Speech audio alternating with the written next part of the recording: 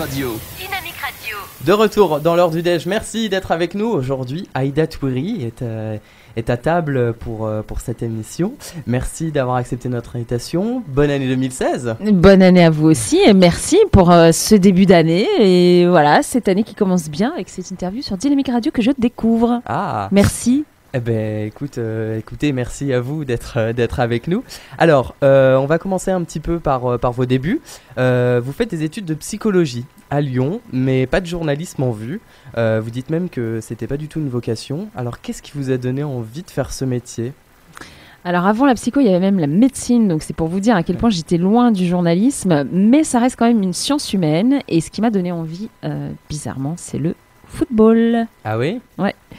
Parce qu'en fait, j'adorais le sport. Voilà, j'ai toujours regardé le sport à la télé. Souvent, j'en pratiquais pas énormément moi-même, si ce n'est devant le canapé, enfin sur mon canapé devant la télé plutôt.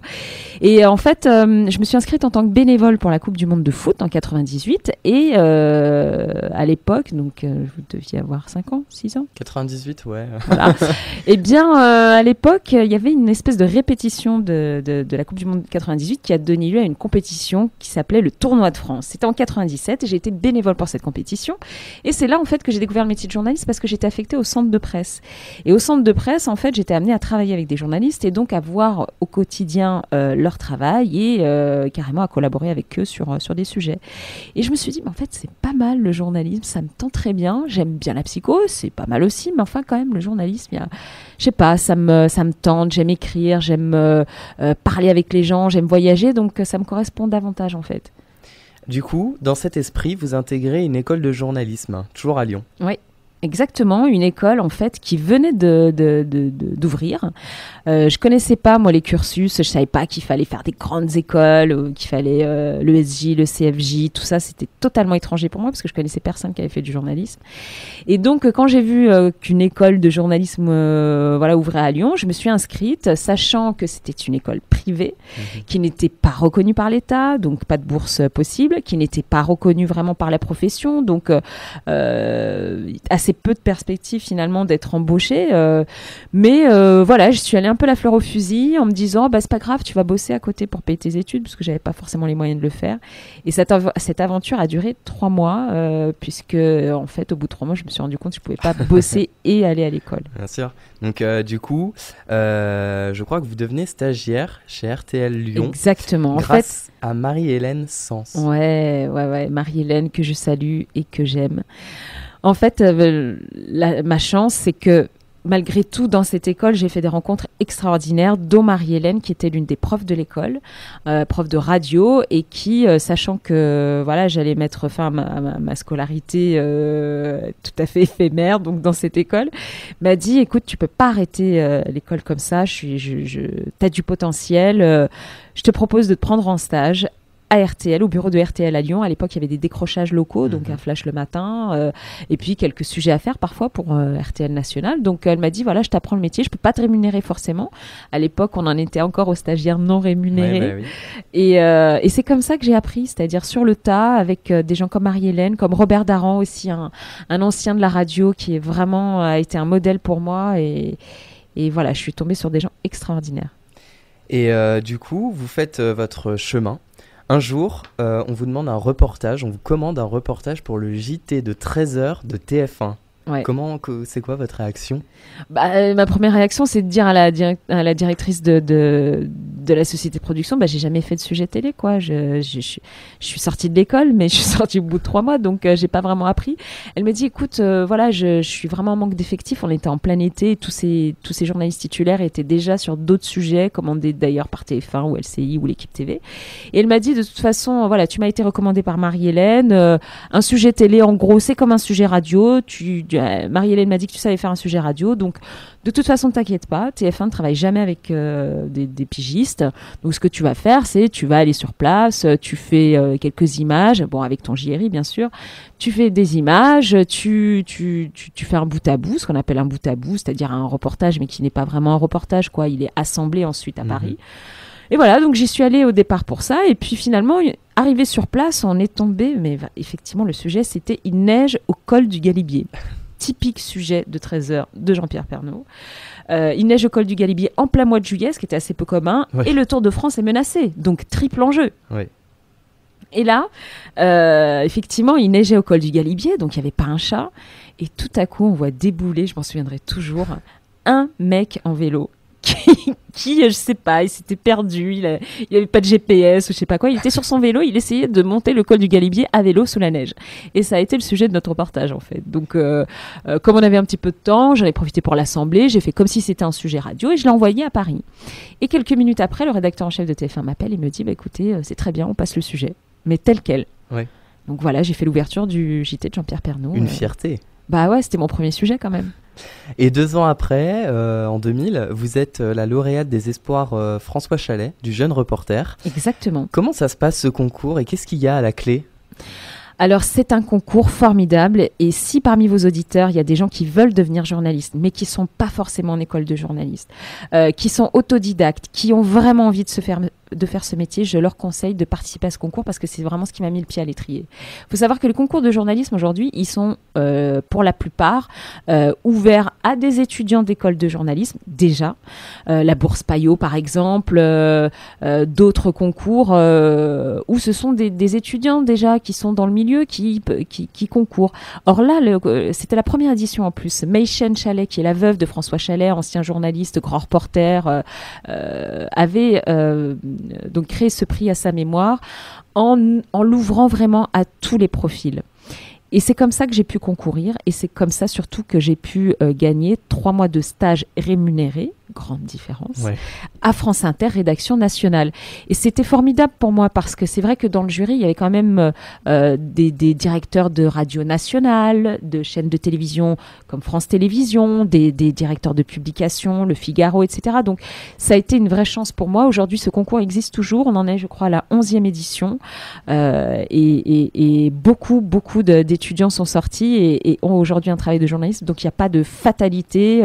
C'est pas parce qu'on vient pas d'une grande école qu'on peut pas faire ce métier. Si on l'aime, si on a la passion, si on a la vocation et le talent, eh bien, on peut y arriver. Donc c'est vraiment ouvert à tout le monde. Ouais. Vous décidez ensuite de quitter la France pour la Tunisie. L'Algérie, pardon, où vous exercez votre métier en freelance pour différents médias jusqu'au jour où M6 vous appelle. On en parle juste après, je vous propose une petite pause. Est-ce que vous aimez Marina Kaye ? Ah, j'adore. Alors on l'écoute tout de suite sur Dynamique Radio. Super.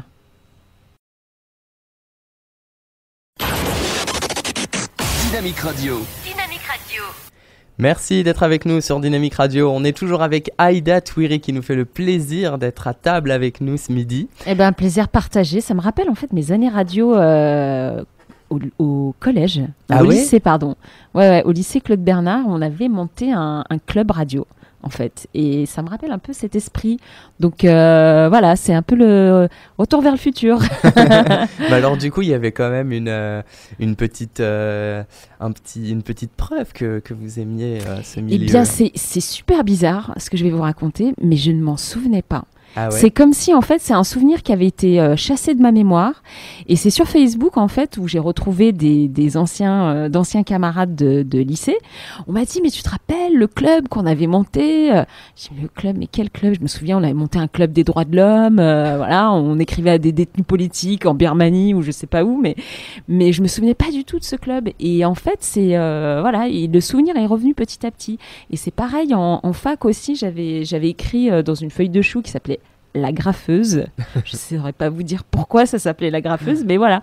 C'est plein de petits trucs comme ça qui font qu'en fait, quand on réfléchit bien, on se dit certes, c'était pas une vocation, c'est pas comme à 3 ans, on vous dit je vais être pompier ou je sais pas quoi, mais voilà, c'était là quand même. Mais quand même un petit truc. Ouais.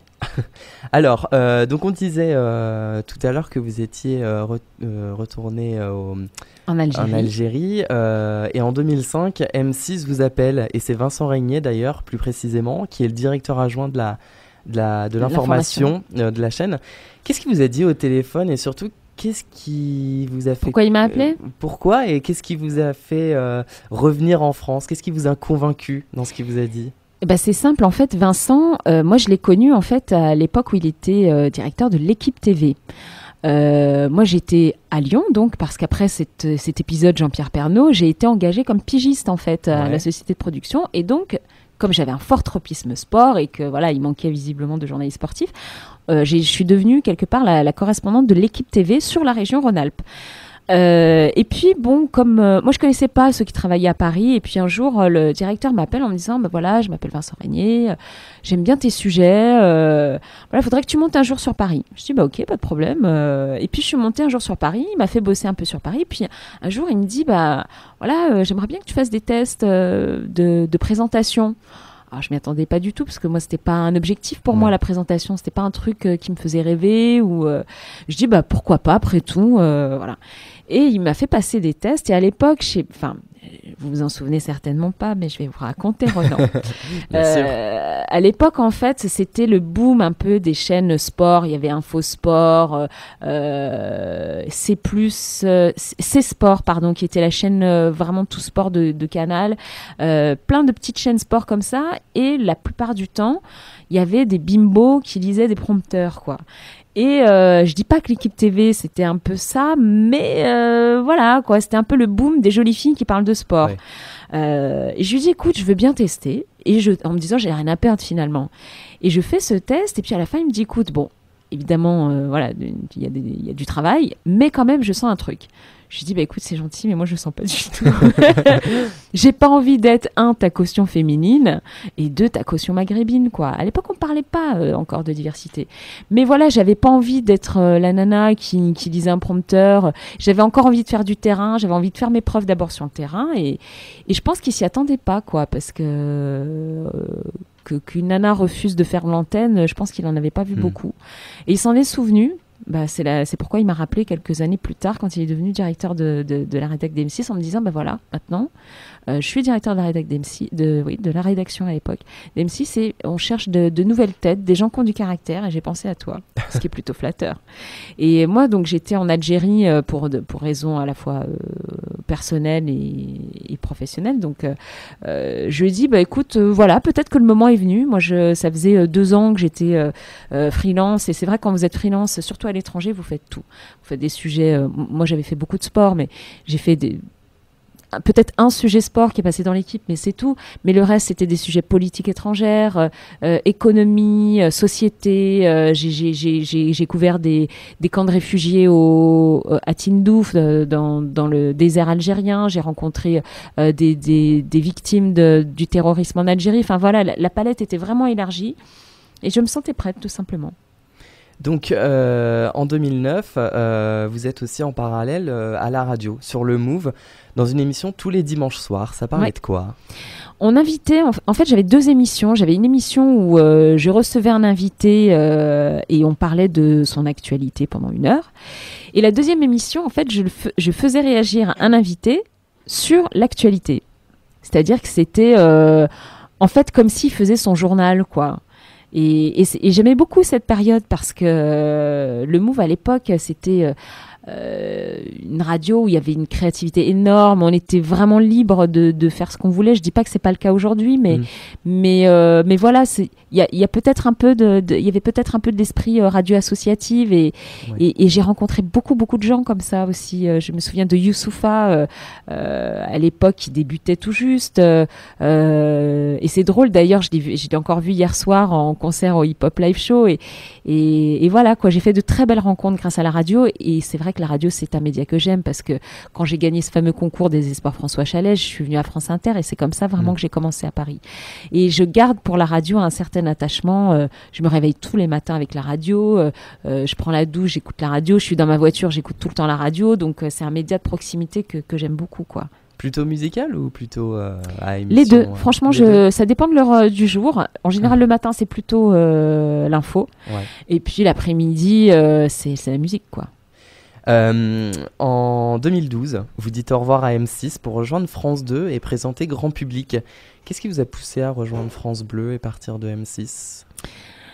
Ça faisait 7 ans que j'étais à M6, et j'avais l'impression d'être arrivée peut-être au bout d'un cycle, sachant que voilà, 66 minutes étaient diffusées toutes les semaines. C'est une émission qui marche toujours très bien. Et en parallèle, j'avais aussi le JT tous les jours à 12h45. Et c'est vrai que l'accumulation des deux était un peu usante à force. Et puis voilà, quoi, j'avais envie de faire d'autres choses, de me confronter aussi à d'autres choses, de nouveaux défis, nouveaux challenges, quelque chose que je n'avais encore jamais fait. Et c'est vrai que une émission culturelle en troisième partie de soirée sur France 2, je me disais, pourquoi pas. En fait, ce qui m'attirait, c'était pas tant on va dire France Télé ou France 2, mais c'était plutôt de me dire, en fait, on va faire une émission culturelle. Bon, ok, pourquoi pas, je suis peut-être pas la spécialiste de la culture, en tout cas à l'instant T, mais c'est du reportage culturel, en fait. Et c'est ça qui m'a plu. C'est-à-dire qu'on parlait de la culture, mais à travers des reportages, quoi. C'était pas des débats sur la culture. Frédéric Tadei le fait très bien. Donc voilà, c'était ça qui m'avait plu. Et très honnêtement, j'ai fait des choses extraordinaires en 3 ans à France 2.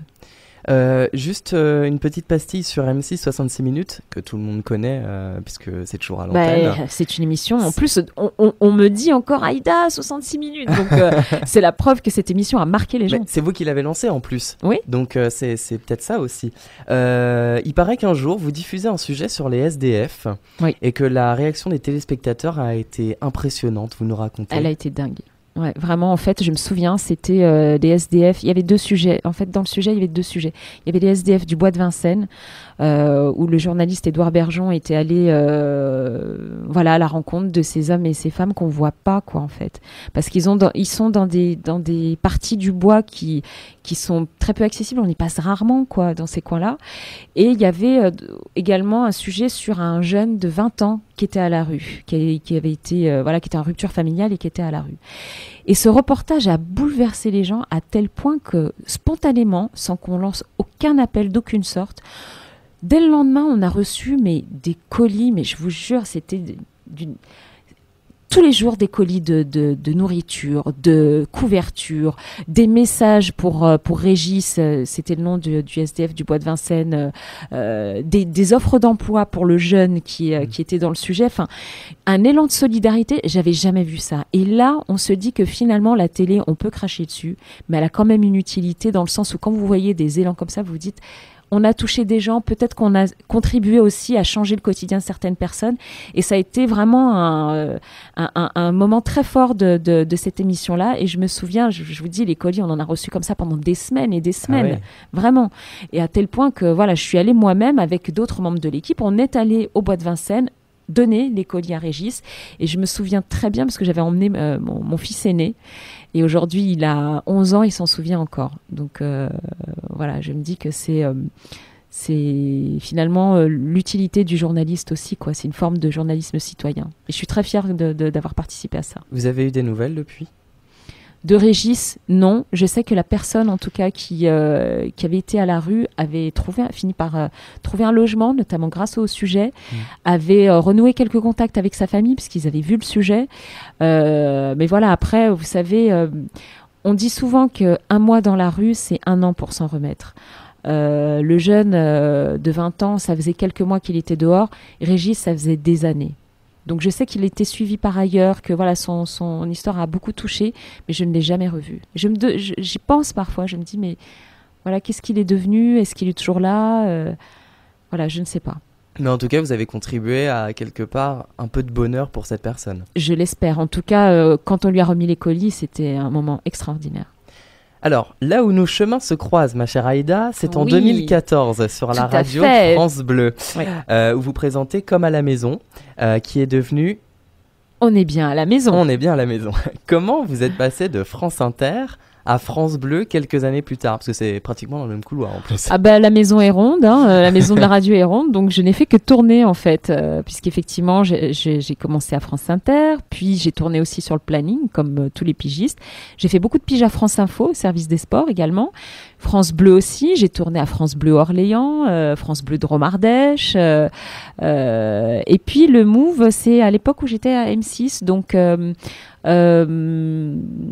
c'est des rencontres que j'ai faites et des personnes que j'avais croisées à France Inter qui s'étaient retrouvées ensuite sur le Move, et donc des échanges qu'on a eus, et puis France Bleu, donc en dernier lieu où là carrément les gens, je connais la maison, donc et les gens savaient que j'avais envie de refaire de la radio, et c'est comme ça qu'on a retravaillé ensemble. Et qu'est-ce qui vous a décidé à accepter cette nouvelle émission ? Sur France Bleu ? Sur France Bleu. Bah, moi, j'aime bien faire ce que j'ai pas encore fait. Ce qui m'ennuie, en fait, c'est de refaire la même chose, quoi. Et sur France Bleu, ce que j'aimais bien, en fait, parce que l'antenne de France Bleu est assez particulière dans le sens où c'est une émission, c'est une antenne très patrimoniale. Il y a 44 antennes locales, donc on touche à chaque fois un territoire. Et ce qui était intéressant, en fait, c'est que c'était une émission d'entretien d'1 heure. Mais c'est pas une émission classique d'entretien, c'est pas du tout du France Inter ou du France Culture, mais on interrogeait la personne selon son parcours et son terroir, d'où elle venait et ce qu'elle était en fonction justement de ses origines. Et c'était formidable parce que je redécouvrais finalement des personnes voilà, que j'avais déjà interviewées peut-être sur France 2 ou sur M6, mais je découvrais une facette de leur personnalité, leur enfance à Châteauroux, leurs attaches locales, la fête du coin, enfin voilà, des choses comme ça, quoi. Et c'était aussi enrichissant en fait. Lorsque vous étiez sur M6, vous aviez confié au site terrafemina.com que vous aviez le souhait de faire une émission féminine sur la chaîne. Aujourd'hui, vous êtes sur D8, dans le Grand 8, avec Laurence Ferrari, tous les matins à 10h45. C'est le genre d'émission que vous imaginiez pour M6 ? Pourquoi pas, mais elle est sur D8 et elle y est très bien. Mais c'est vrai que à l'époque où je parlais de ce projet, en fait, on avait un projet avec Valérie Damido, Estelle Denis, Mélissa Thoriot. Voilà, parce qu'on s'aimait bien, quoi. On était quatre filles dans une même chaîne. On avait chacune une personnalité très différente, des tropismes très différents, des origines très différentes. Et on se disait, bah tiens, ça serait cool de faire une émission ensemble, une espèce de froufrou version 21e siècle, quoi. Ouais. Et cette idée n'a jamais vraiment abouti parce qu'on est toutes parties sur des chemins différents. Mais vous voyez comme quoi la route est longue. Ouais. Et puis on se retrouve toujours. Voilà, le destin fait que parfois on en vient à des choses qu'on n'avait peut-être pas forcément imaginées, mais c'est très bien comme ça. Mais c'est ça qui est bien. On se retrouve dans quelques instants. Vous écoutez Dynamique Radio. Merci de nous écouter de plus en plus nombreux d'ailleurs. C'est l'heure du déj. Bravo. Merci. Dynamique Radio. Nous sommes de retour sur Dynamique Radio. Merci d'être avec nous et de passer ce déjeuner en notre compagnie. Merci à Aïda Touiri qui nous fait le plaisir d'être ici. Eh bien, je vous souhaite un bon appétit. Bon appétit à tous. Alors, on était en train de parler de votre actualité, si je puis dire, sur D8, où vous avez rejoint la team du Grand 8, la team Ferrari. Voilà, du Grand 8. Comment ça se passe Ça se passe très bien. Ouais. On a encore battu hier un record d'audience. Voilà, mais au-delà des chiffres, c'est vraiment sur le contenu de l'émission. Moi, je découvre tous les jours un peu plus les filles. L'émission en elle-même me correspond bien parce que ce que j'aime en fait, c'est parler d'actualité, être en direct. Parler aussi de culture, je viens de baigner dedans pendant 3 ans et c'est vrai que du coup je trouve que c'est une émission voilà qui me correspond tout à fait. Peut-être qu'il y a 3 ans c'est pas le style d'émission que j'aurais voulu faire, mais là en l'occurrence voilà, j'y trouve tout ce que je recherche et en même temps j'arrive dans une bande qui est juste géniale, quoi, entre Roselyne Bachelot et ses frasques, Absatou et son style, Elisabeth Bost qu'on appelle la fée clochette et puis Laurence Ferrari avec le parcours que l'on connaît. Voilà, je trouve que c'est une émission qui est bien pensée, bien produite. Je trouve d'ailleurs que les équipes qui sont derrière et qu'on ne voit pas forcément à l'antenne sont vraiment remarquables. Donc voilà, pour l'instant, tout va bien. La mayonnaise a bien pris. On va dire ça comme ça. Alors, vous aviez aussi avoué à terrafemina.com que vous vouliez faire une fiction pour les enfants. Est-ce que ça s'est fait ?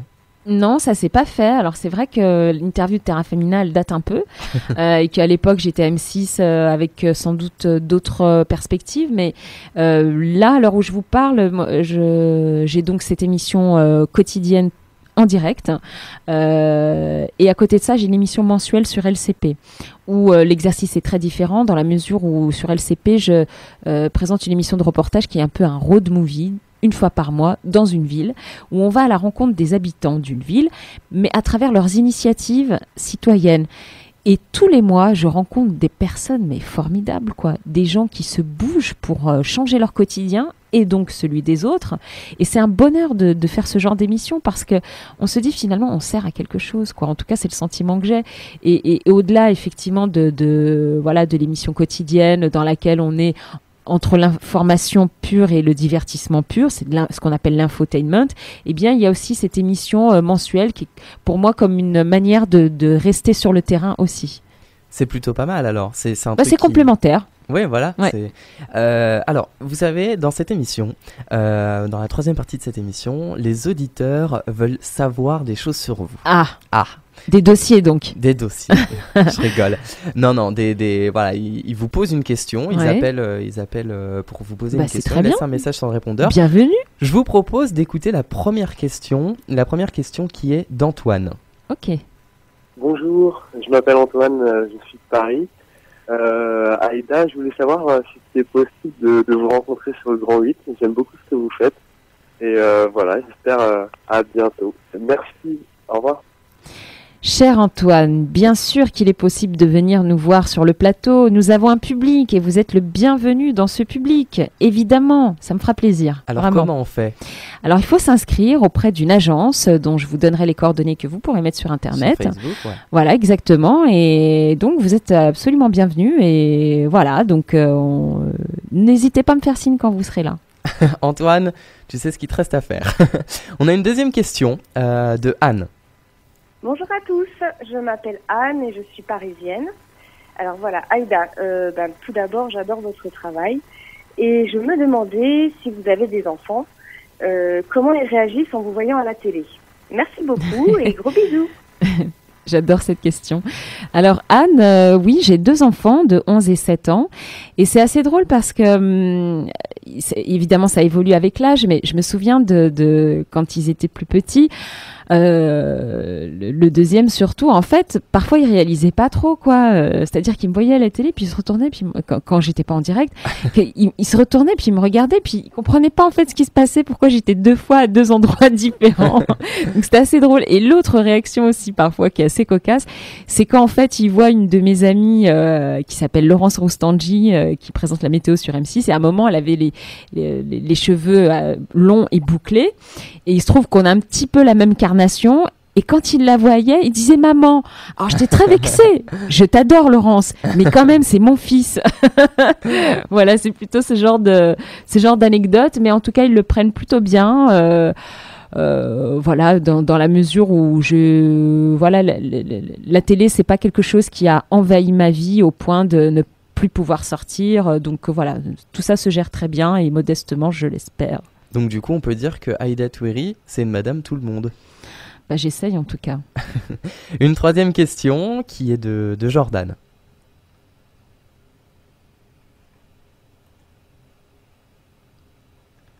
Alors, il y a juste un tout petit souci. Bonjour, je m'appelle Jordan, je suis de Andrézy en région parisienne. J'ai une question pour Aïda. Je voudrais savoir si vous n'avez pas fait journaliste, quel autre métier vous aurez voulu faire. Puis bisous à tout le monde. Au revoir. Ah, c'est une bonne question, Jordan. Mais je serais bien incapable de vous répondre, de vous dire là de but en blanc ce que j'aurais fait. Je crois qu'il faut vraiment faire ce qu'on aime faire. Et j'adore mon métier. Donc, si je n'avais pas pu le faire, peut-être que j'aurais été malheureuse, en fait, tout simplement. Mais au-delà de ça, je crois que ce qui m'attire, en fait, dans le journalisme, c'est de rencontrer des gens. J'aime les gens. Donc, probablement un métier en rapport avec les gens. Si je me suis orientée vers la psychologie, c'était pas un hasard non plus. J'aime parler avec les gens. Peut-être quelque chose dans le social, je sais pas, l'humanitaire, peut-être. Voilà, quelque chose dans ce style. Ouais. Vous préférez quoi, la radio, la télé ou la presse écrite ? C'est la question qui tue, ça. Non, moi j'aime beaucoup la radio, puisque c'est un média de proximité. Je vous dis, voilà, avec la radio, on peut écouter la radio n'importe où. Hein. La télé, j'aime beaucoup aussi, parce que voilà, il y a ce côté effectivement où vous vous exprimez, vous êtes alors. Il y a quand même une différence entre l'enregistré et le direct. Moi, ce que j'aime, c'est le direct, dans la mesure où, voilà, vous dites quelque chose, on triche pas, c'est tel quel, et voilà, on peut pas couper, il n'y a pas d'erreur possible. D'ailleurs, c'est à double tranchant. Vous pouvez dire une connerie, c'est trop tard. Ouais. Mais la télé, c'est vrai que bon, il y a ce côté effectivement, on vous voit, c'est bon pour l'ego, etc. Mais c'est quand même un média, je pense, qui touche de plus en plus en fait, parce que mine de rien, moi, je le vois tout simplement quand je rencontre des gens, quoi, et qui viennent me parler et qui me racontent leur rapport à la télévision. Finalement, on se rend compte qu'on fait partie de la vie des gens en réalité. C'est Donc ça, les gens nous disent souvent, ah, je vous regarde de tous les jours, voilà, c'est comme si je vous connaissais. Parfois, ils me tutoient d'ailleurs, donc c'est assez étrange comme ce que ça peut provoquer parfois. Mais c'est toujours très courtois et honnêtement, voilà, moi j'aime mon métier, et que ce soit télé, radio ou même presse écrite, puisque j'écris aussi dans le quotidien Métro News, quotidien aujourd'hui en ligne. Mais voilà, ce sont 3 formes d'un même métier. Et quelle est votre plus belle rencontre avec votre public? Une fois où on vous a approché et ça vous a beaucoup plu? C'était pas avec le public en fait. Ma plus belle rencontre, c'est plutôt, je crois, des gens que j'ai interviewés en fait. Ouais. Notamment en Tunisie, au moment de la révolution tunisienne, au moment de la chute de Ben Ali. Donc j'avais rencontré un vieux monsieur qui s'est, voilà, en fait, on s'est presque pas parlé, mais quand il a vu la caméra, il s'est dirigé vers nous et il nous a dit ensuite, ça faisait 25 ans qu'il cherchait à parler, quoi. Mais c'est vrai que sous Ben Ali, c'était très difficile d'exprimer une quelconque opinion politique opposante, enfin, qui opposée au régime en place. Mais voilà, il s'est mis à pleurer, quoi. Et c'était très touchant de voir ce vieux monsieur qui avait soif de liberté, soif de démocratie et qui croyait vraiment en une nouvelle Tunisie. Alors aujourd'hui, les lendemains déchantent un peu, mais voilà, je me souviendrai toujours de son regard et de ce qu'il m'a dit après, quoi. Voilà. Alors après, c'est vrai que le public aussi a une place très importante, évidemment. Je corresponds parfois avec des, j'aime pas dire des fans parce que ce sont des gens, voilà, ça aurait pu être moi aussi. Et j'aime bien, c'est pour ça que sur Twitter, sur Facebook ou même sur Instagram, j'aime ces médias-là parce qu'ils nous permettent une proximité qu'on n'a pas forcément ailleurs, quoi. Vos projets pour la suite, qu'est-ce qu'on peut vous souhaiter de meilleur? De toujours aimer ce que je fais, peu importe où je suis, mais d'aimer ce que je fais. C'est ça le plus important. Et qu'est-ce qu'il y a qui va arriver pour 2016 alors? Déjà finir la saison. Ouais. Battre toujours des records d'audience comme on l'a fait hier, encore une fois, donc je suis très contente. Et puis voilà, apporter de la joie aux gens, apporter du bonheur. Voilà, ça devrait être un moteur, non? Eh bien nous, on vous souhaite beaucoup de bonheur et beaucoup de réussite, parce que vous êtes quand même très haute et on espère que vous allez être encore plus haute. C'est gentil ça, merci. Que de beaux vœux pour une belle année. Pour une belle année 2016. Vous aussi, tout pareil, Dynamique Radio. Merci beaucoup. Au revoir. Merci beaucoup d'avoir été avec nous et puis j'espère qu'on se reverra très vite. Ouais, il n'y a pas de raison. À bientôt, Aïda. Au revoir.